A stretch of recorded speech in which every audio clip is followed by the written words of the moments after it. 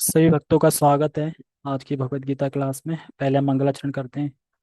ओम अज्ञानतिमिरान्धस्य ज्ञानञ्जनशलाकया चक्षुरुन्मीलितं येन तस्मै श्रीगुरुवे नमः। श्रीचैतन्यमनोभीष्टं स्थापितं येन भूतले स्वयं रूपः कदा मह्यं ददाति स्वपदान्तिकं। वन्देऽहं श्रीगुरो श्रीयुतापदकमलं श्रीगुरून् वैष्णवांश श्रीरूपं साग्रजातं सहगण रघुनाथान्वितं तं सजीवम् साधुवेतं सावधूतं परिजन सहितं कृष्ण चैतन्य देवम श्री राधा कृष्ण पादान सहगण ललिता श्री विशाखान विशांच। हे कृष्ण करुणा सिंधु दीन बंधु जगतपते गोपेश गोपिका कांता राधा कांता नमस्तते। तप्त कांचन गौरांगी राधे वृंदावनेश्वरी वृषभानुसुते देवी प्रणमामि हरि। वाञ्छाकल्पतरुभ्यश्च कृपा सिन्धुभ्यैव च पतितानां पावनेभ्यो वैष्णवेभ्यो नमो नमः। जय श्री कृष्ण चैतन्य प्रभु नित्यानंद श्री अद्वैत गदाधर श्रीवासादि गौर भक्तवृंद।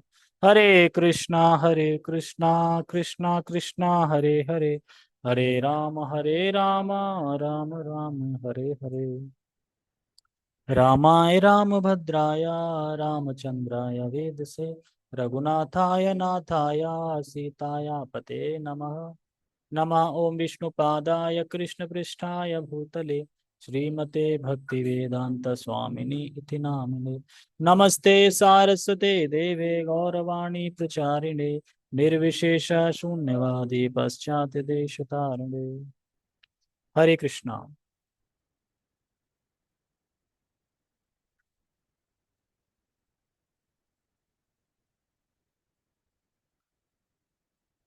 तो सभी का बहुत बहुत स्वागत है आज की कथा में।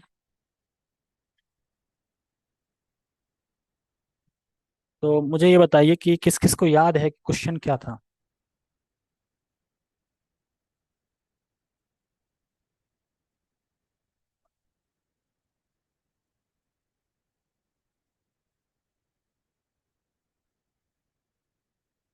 क्या आध्यात्मिक जगत में कैसे जाना है।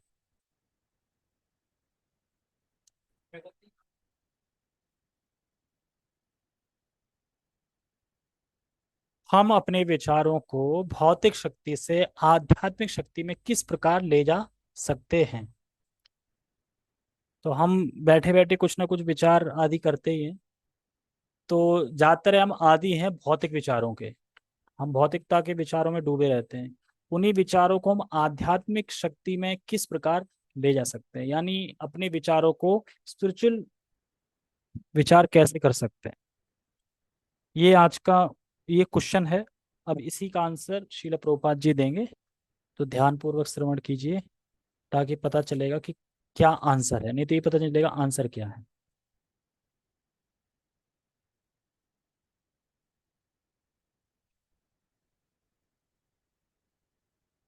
ठीक है, आवाज आ ही रही है सबके पास। ओके, हम शुरू करते हैं।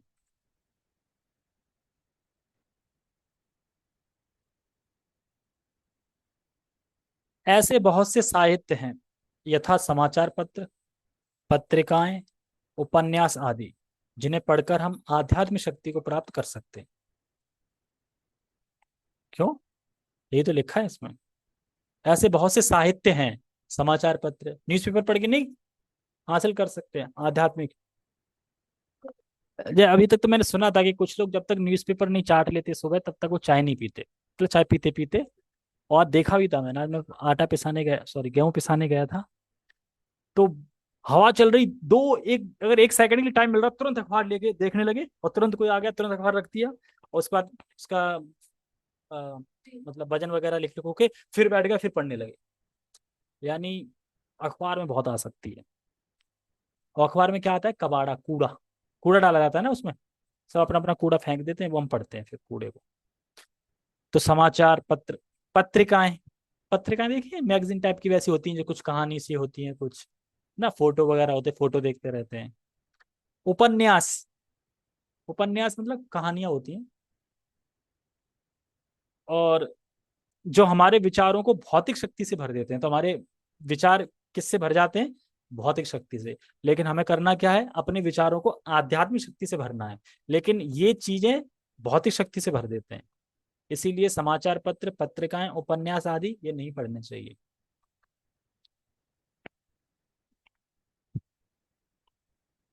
इस समय हमें ऐसे साहित्य में लगे अपने चिंतन को वैदिक साहित्य की ओर मोड़ना है। देखो, हर व्यक्ति पढ़ने का शौकीन होता है, हर व्यक्ति पढ़ने का आदी होता है, पढ़ना अच्छा लगता है। सुबह उठते ही कुछ ना कुछ पढ़ना है, कुछ ना कुछ नया फ्रेश।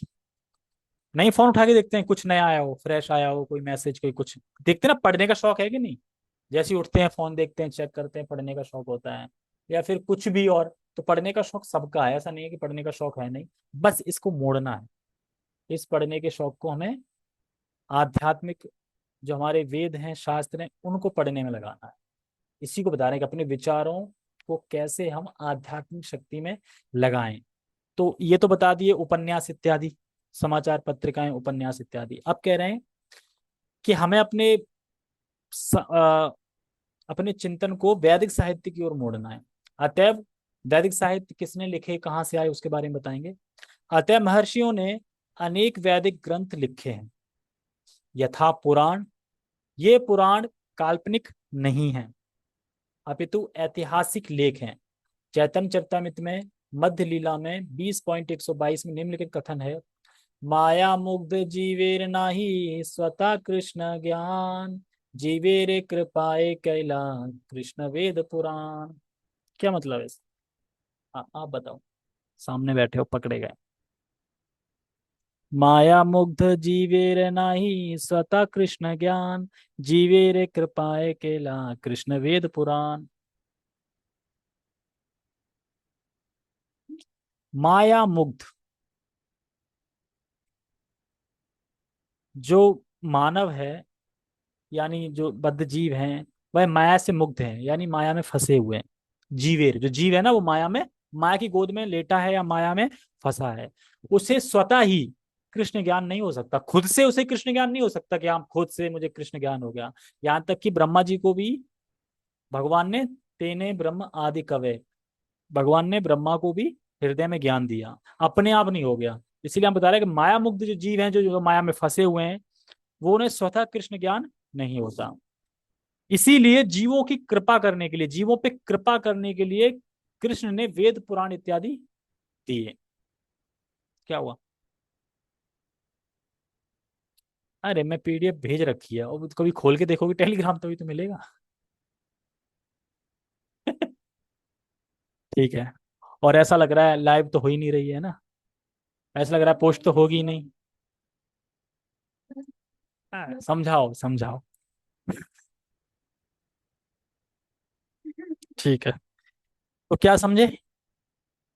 भगवान को पता है कि जीव पे कृपा करने के लिए भगवान ने वेद पुराण की रचना की है, क्योंकि माया मुग्ध हैं हम, और हम स्वतः ही कृष्ण ज्ञान हमें नहीं हो सकता। इसीलिए, हाँ, खुद से नहीं हो सकता, स्वतः माने खुद, तो इसीलिए आप कह रहे हैं। क्या कह रहे हैं? माया से मुक्त जीव जो अपने स्वरूप को खोया हुआ है, जानता ही नहीं कि मैं कृष्ण का दास हूं। वो सोचता है कि मैं किसका दास हूं? मैं किसी का दास नहीं हूं। तथा कथित वो अपनी इंद्रियों का दास है। जब भी बोलते हैं ना कि माया में फंसे हैं, माया में, तो माया क्या है? माया में फंसने का मतलब क्या है? माया कहीं दिखाई दे रही है क्या? तो माया का मतलब क्या है? माया में फंसने का मतलब क्या है? हाँ, इंद्रिय गुलाम। माया में फंसे मतलब इंद्रियों में फंसे हैं, मतलब अपनी इंद्रियों का ही कहना तो मान रहे हैं ना, मन का। जो आंख कह रही है वो आंख, जो मुंह कह रहा है वो मुंह कर रहे हैं। तो यही फंसना होता है। माया कोई ऐसा नहीं कि दिख रही हो कहीं। यही हमारे इंद्रियों में फंसे हैं, प्रकृति के तीन गुण जो नचा रहे हैं, यही सब इल्यूजन, सब माया है। माया का मतलब होता है कि जो नहीं है वही माया है। हम शरीर है? नहीं। और शरीर मान रहे हैं, यही माया है। समझे? हम कृष्ण के दास हैं, ये माया है? नहीं, हकीकत में तो माया नहीं है, क्योंकि हम स्वतः स्वाभाविक रूप से हैं कृष्ण के दास। तो माया का मतलब यह है ही, जो नहीं है उसको मानना, वही माया है। ये घर मेरा है, मानना क्या है? माया। इसी को माया बोलते हैं। कुछ लोग माया को बताते हैं पैसा। माया। और ऐसा नहीं है कि कर्मी लोग नहीं जानते, वो कहते हैं "यार, माया कौन छाती रख के ले जाओगे कि माया", वो भी जानते हैं माया पैसा है इसमें फंसो, लेकिन फिर भी लगे रहेंगे उसी। तो माया से मुक्त जीव जो अपने स्वरूप को भूला हुआ है, उसे स्वतः कृष्ण ज्ञान नहीं हो सकता, इसलिए कृष्ण ने कृपा करके वेद पुराण इत्यादि दिए हैं। तो इसी श्रील प्रभुपाद जी शुरू कर रहे हैं उस आंसर को, कि हमें अपने विचारों को आध्यात्म शक्ति में लगाना है। तो कैसे लगाएं अपने विचारों को, ये जो वेद दिए ना उनको पढ़ के। और मेन सबसे अभी कंक्लूजन निकल के आएगा श्रवण। कंक्लूजन क्या निकल के आएगा? श्रवण करके। श्रवण करके हम अपने विचारों को कहाँ लगा सकते हैं? आध्यात्मिक शक्ति में। इसलिए जीवों पे कृपा करने के लिए वेद पुराण की रचना की। आगे पढ़े। भुलक्कड़। भुलक्कड़ जीवों या बद्ध जीवों ने परमेश्वर के साथ अपने संबंध को भुला दिया है, और वे सब भौतिक कार्यों के विषय में सोचने में मग्न रहते हैं। नहीं सोचते, बैठे बैठे सोचते तो रहते हैं, ये करना है, आगे ये करना है, उसने ये कर दिया, अब ये करना है, पास्ट फ्यूचर पास्ट फ्यूचर, यही सोचते रहते हैं। और क्या सोचना है? अरे वो छोड़, जो हो गया काय को विचार कर रहे हो, तो हो चुका है। आगे, आगे जो होगा अभी क्यों विचार कर रहे हो? होगा तब होगा आगे। तो कहाँ किस पे विचार करना चाहिए? प्रेजेंट पे, कि अभी मैं क्या कर रहा हूँ। जैसे आज ही मैं पढ़ रहा था कि अगर हम हमें ये मानव जीवन मिला है, तो अगर हम मानव जीवन प्राप्त करके भगवान की भक्ति नहीं कर रहे हैं और भोग में सारा जीवन बिता दिया है, तो 84 लाख योनियों के चक्र में जाना पड़ता है। ऐसा ही सुनते हैं ना? 84 लाख, 84 लाख चक्र, 84 लाख चक्र की योनियों में हमें जाना पड़ता है। उसमें बताते हैं कि 4 स्टेप होती हैं। एक तो होते हैं जल, जल वाले जीव। सबसे पहले जो आपको जन्म मिलता है वो जल वाले जीव से स्टार्ट होता है।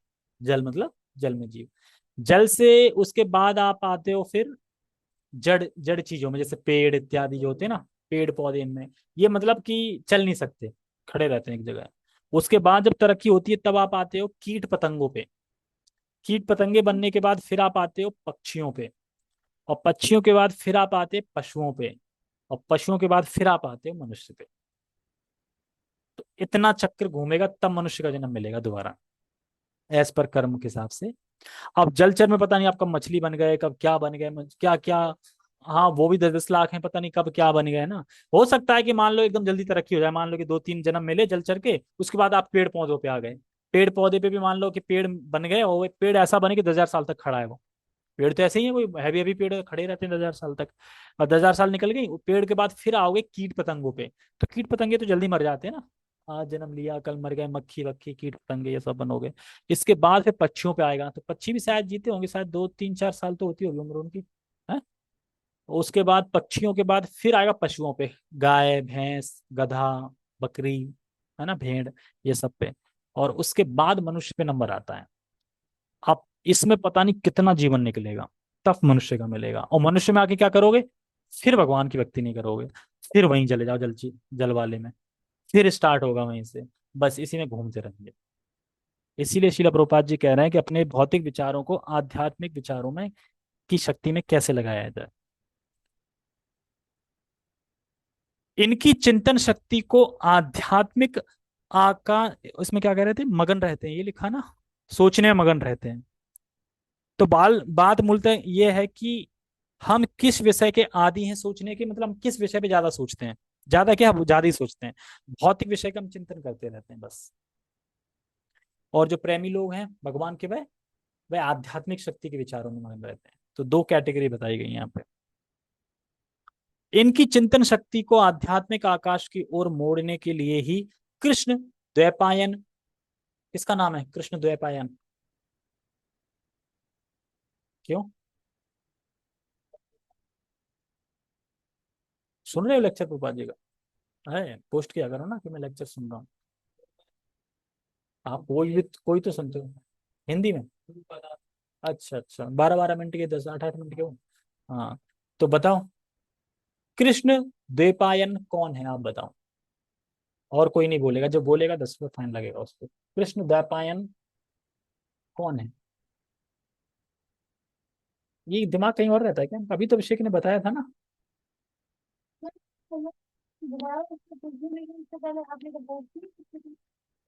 अभी बोला था तब नहीं सुना किसी ने?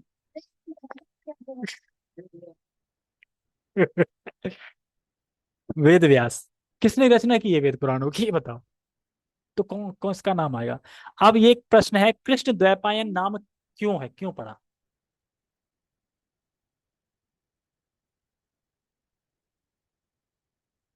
है? वेद लिख किस लिए कृष्ण द्वैपायन में पड़ गया?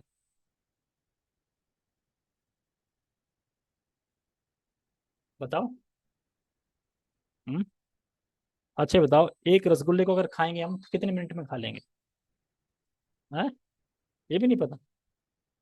एक सेकंड में मुंह में दो सीधा। अच्छा, अपने हिसाब से बता रही हो। कृष्ण द्वैपायन इसलिए नाम है क्योंकि उन्होंने कृष्ण की लीलाओं का वर्णन किया है। वेदों में है क्या जानने हो? वेदों में जानने हो कि क्या है, कृष्ण ही तो है।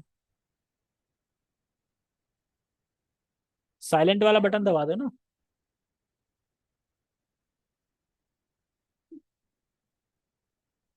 हाँ, बताओ। क्या पूछा मैंने, मैं खुद ही भूल गया।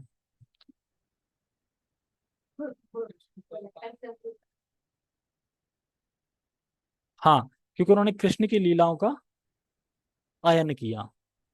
और यन मतलब कि फैलाया, बताया, कृष्ण के बारे में तो बताया ना, श्रीमद् भागवतम की रचना की और वेद पुराण इत्यादि सब कृष्ण के बारे में बता रहे हैं। और द्वापन इसलिए क्योंकि उनका जन्म द्वीप पे हुआ था, द्वीप। द्वीप द्वीप। द्वीप नहीं होता, एक टापू टाइप का द्वीप होता है ना जो। हाँ। तो कृष्ण द्वैपायन व्यास इसलिए नाम हुआ कृष्ण द्वैपायन, कृष्ण की लीलाओं को। हाँ हाँ, लिपिबद्ध किया है। वो तो है। हाँ, तो लेकिन कृष्ण की लीलाओं को लिपिबद्ध किया ना उन्होंने। यस, क्योंकि वेद पुराण तो शाश्वत है ना। ऐसा नहीं, वेद व्यास भी शाश्वत है। मतलब कि वो भी तो भगवान के एक तरह से अवतारी थे। शाश्वत तो हम भी हैं।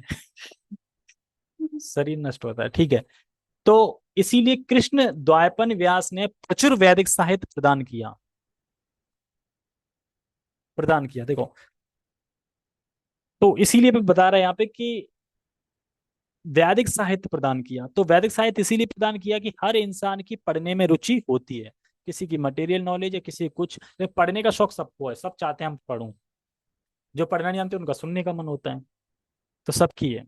लेकिन फ्रेश फ्रेश, नया नया कुछ होना चाहिए पढ़ने के लिए। न्यूज़पेपर भी क्यों पढ़ते हैं? अब मान लो एक ही न्यूज़पेपर हो, अब वही हर साल पढ़ते रहो पढ़ते रहो, तो पढ़ लोगे? अरे, अगर आज कल का न्यूज़पेपर आप आज नहीं पढ़ोगे, कल के बाद कल ही डाल दिया उसे। लेकिन भगवत गीता कितनी पुरानी है, बार बार पढ़ रहे हैं। भूमिका कितनी बार पढ़ रहे हैं हम?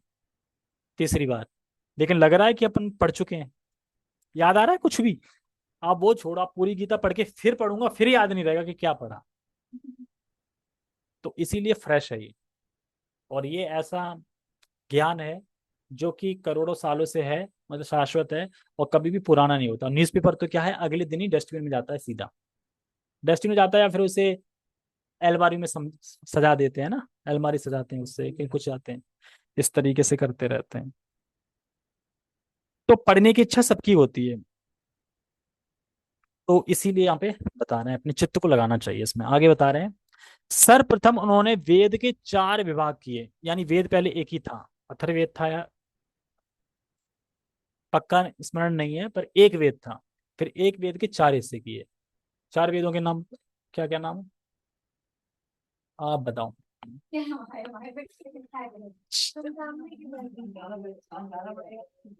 चार वेदों के नाम क्या है?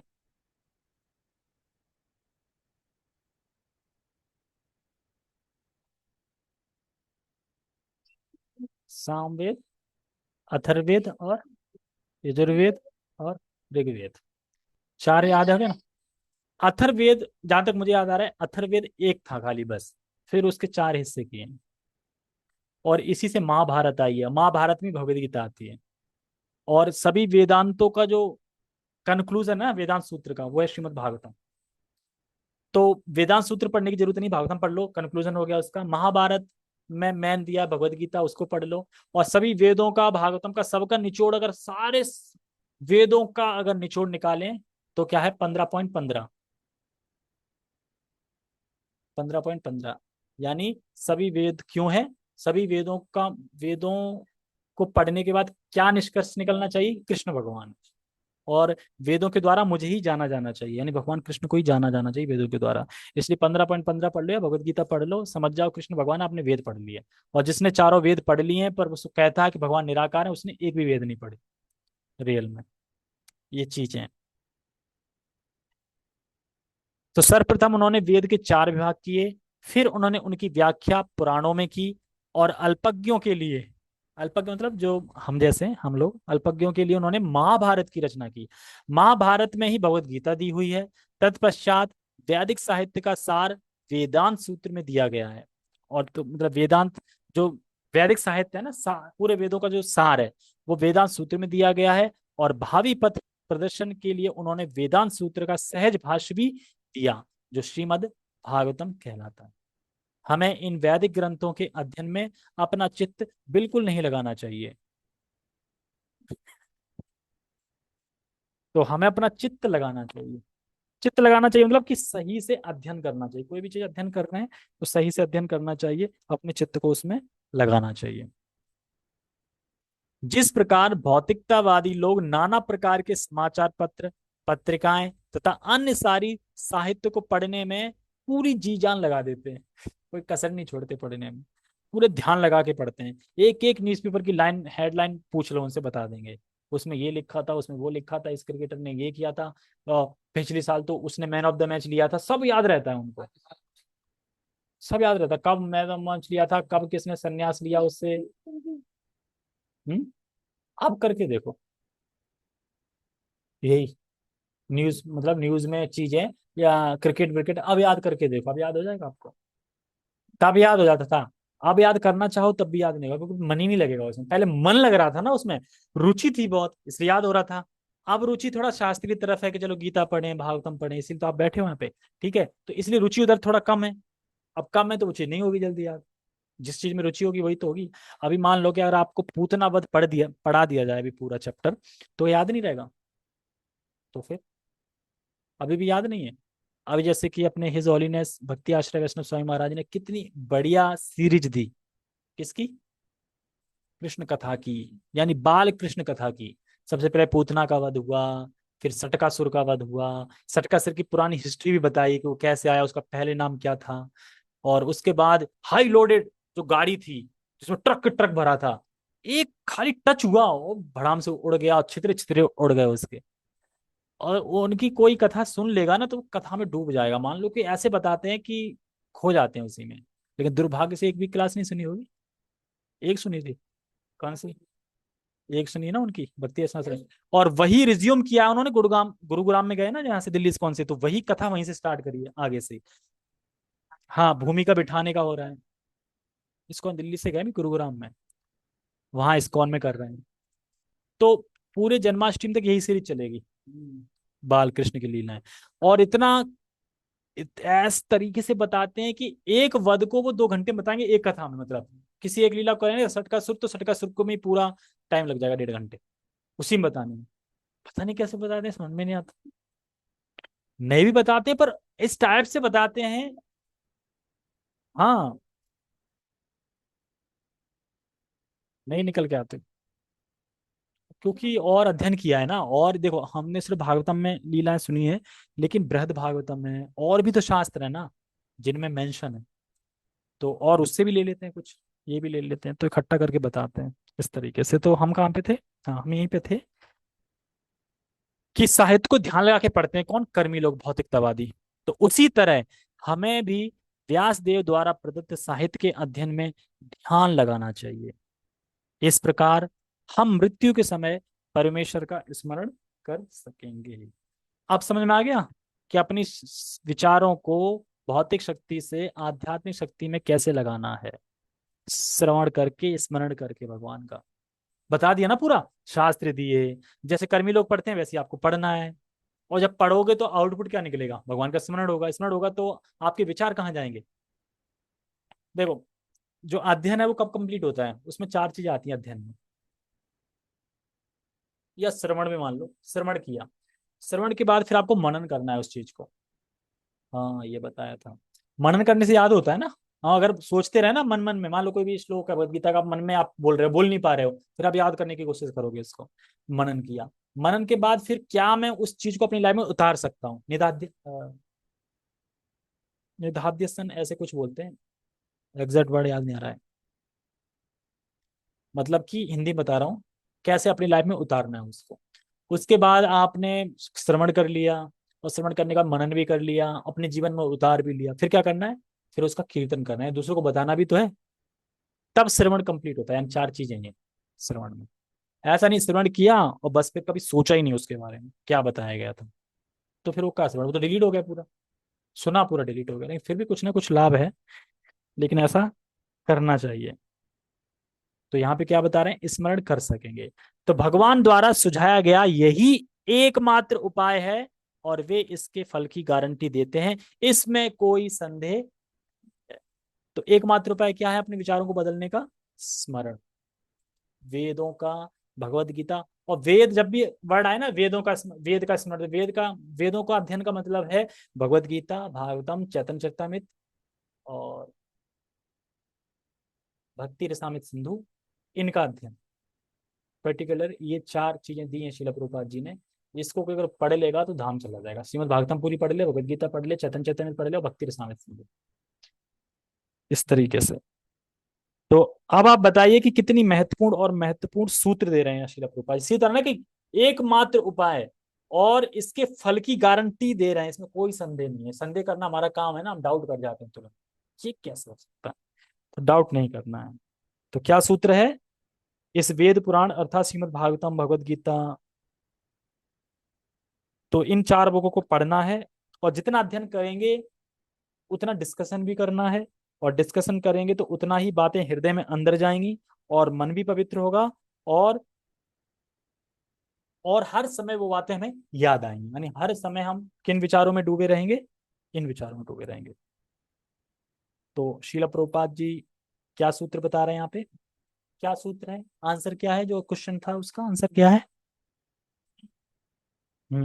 यही सूत्र दे रहे हैं, कैसे स्मरण करेंगे भगवान को। श्रीमद् भागवतम के ग्रंथों को अध्ययन करके सफलता क्या है, मृत्यु के समय आपको भगवान का स्मरण हो जाएगा, सफलता क्या मिलेगी, सफलता की गारंटी बता रहे हैं ना। एकमात्र उपाय यही है, अगर आप ध्यान पूर्वक श्रवण कर रहे हैं, भगवत गीता भागवतम कर रहे हैं, तो क्या फल मिलेगा? फल ये मिलेगा कि आप मृत्यु के समय भगवान का स्मरण कर पाओगे, ये फल मिलेगा। ऐसा नहीं कि पढ़ लिया तुरंत फल मिल जाएगा। फल का मतलब है मृत्यु के समय भगवान का स्मरण हो जाएगा, और स्मरण हो गया वैसे आप धाम चले जाओगे, और धाम चले जाओगे तो फिर। तो अच्छा ये बताओ, जब आपने एक माला शुरू की थी एक माला, तो क्या भगवान के नाम रूप गुण लीला सब स्फुरित हो गए थे, सब प्रकट हो गए थे? सब नहीं प्रकट हुए थे, स्फुरित नहीं हो रहे थे। और अभी भी अगर हम स्मरण श्रवण कीर्तन नहीं करेंगे, तो जप में क्या स्मरण करेंगे? भौतिक चीजें ही स्मरण करेंगे। मान लो अभी भी आप पढ़ नहीं रहे हो, अध्ययन नहीं कर रहे हो, श्रवण नहीं कर रहे हो, तो जपा में क्या क्या आएगा? जपा में याद वही सब आएगा, भागवत बाहर की चीजें। तो वही सिद्धांत बता रहे हैं कि जब सिद्धांत और नाम महिमा के बारे में हम सुनेंगे नहीं, तो कैसे जप कर पाएंगे? सिद्धांत पता होना चाहिए, हमारा सिद्धांत क्या है, हम कृष्ण के दास हैं, कृष्ण भगवान हैं, है ना। यही तो सिद्धांत है ना।